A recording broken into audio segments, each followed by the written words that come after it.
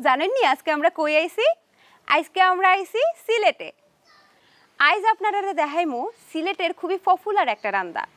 ওটা হইল গিয়া হাতকড়া দিয়া গরুর মাংস।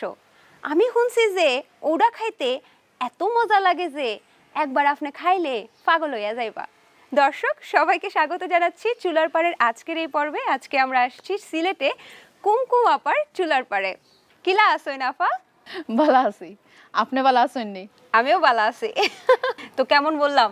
হ্যাঁ, মানে অনেক ভালোই হয়েছে। অনেক ধন্যবাদ। তো কুমকুম আপা, আজকে আমরা কি রান্না করব?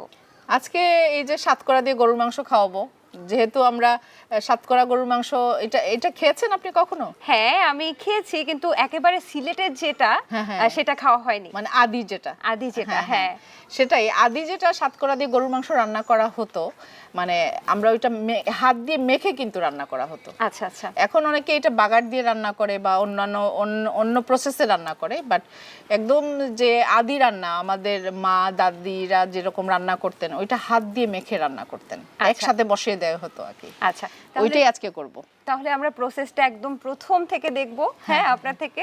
দর্শক, আমরা কুমকুম আপার থেকে সিলেটের ঐতিহ্যবাহী এবং প্রসিদ্ধ সাতকরা দিয়ে গরুর মাংস দেখব। তাহলে শুরু করি কুমকুম আপা। প্রথমে কিলা কিলা করতে হইব, কিতা কিতা করতে হইব। হ্যাঁ, আমি দেখাইলাম আপনারে কিলা কিলা করা লাগে। এইখানে 1 কেজির মতো গরুর মাংস আছে। আচ্ছা, যেহেতু আমি মেখে করব, আমি একটু গ্লাভস পরে নিচ্ছি।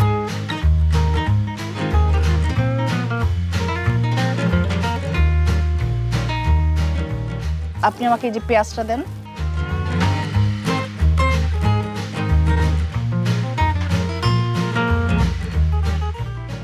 এখন লবণ দিব, এখন হলুদ গুঁড়ো, মরিচ গুঁড়ো 1-1.5 চামচ। সিলেটের মানুষ কিন্তু খুব